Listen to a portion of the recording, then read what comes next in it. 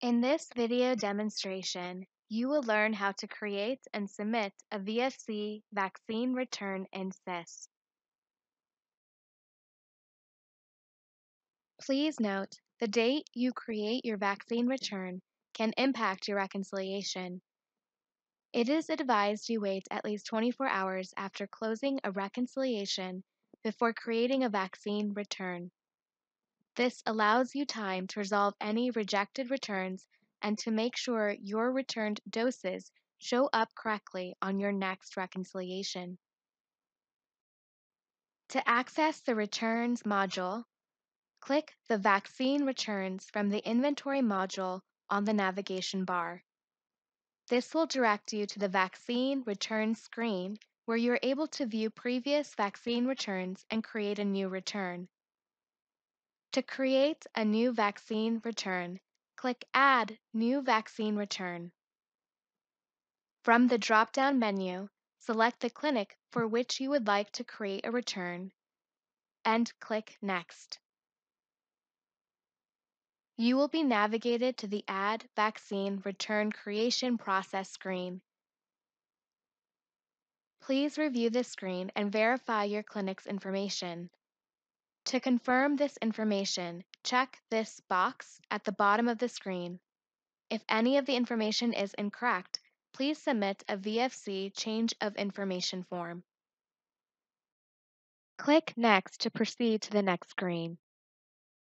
On the Vaccines Return screen, select the return type. There is only one option, which is Return Only. Select your return reason.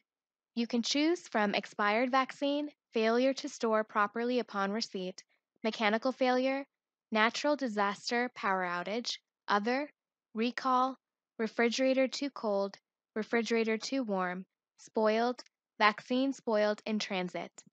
If you are submitting a return with multiple vaccines that have different return reasons, for example, one vaccine is returned due to expiration and another vaccine is returned due to a temperature excursion, you must submit a separate return for each reason. Since my vaccine expired, I will select expired vaccine as my return reason. Next, enter the number of UPS shipping labels you need to return the vaccine to McKesson. Then, select Email to Provider, email stored in VTRAX under Label Shipping Method. The description field is optional. You can use the Clinic Comments field to add additional details or to communicate with the VFC program about this return. Add vaccines to your return by typing the manufacturer code, NDC, or brand into the field. For this example, I am adding my expired VeriVax vaccines to this return. Enter the number of doses returning. Select Add Return.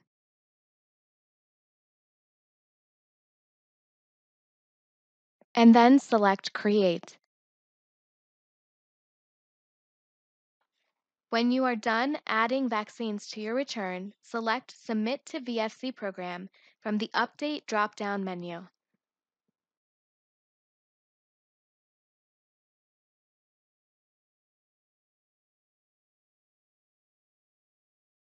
You can check your vaccine return status by selecting Search from the Vaccine Returns module. This will display a list of your returns. If a return has been successfully submitted to the VFC program, you will see Submitted for Approval under Return Status. In this example, you will see I have successfully submitted this return because it says Submitted for Approval under Return Status. Please note, if your return status says In Work, you have not submitted your return. You will need to correct this by clicking on the View button next to the In Work return and then select Submit to VFC Program from the Update drop-down menu on the Vaccine Return screen.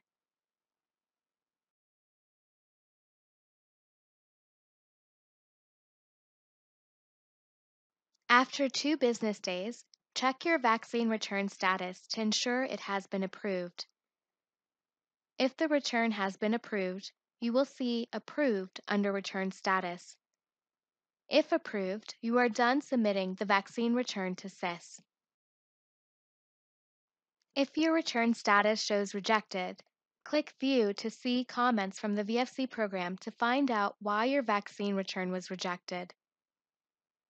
You may need to delete the return and submit a new return. To delete a return, go to the Returns module and click the Search button to see the list of your returns. Find the return with Rejected Return Status and select View.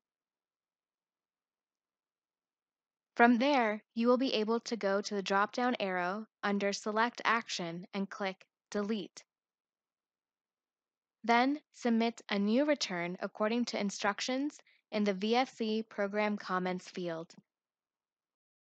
Thank you for watching this training demonstration.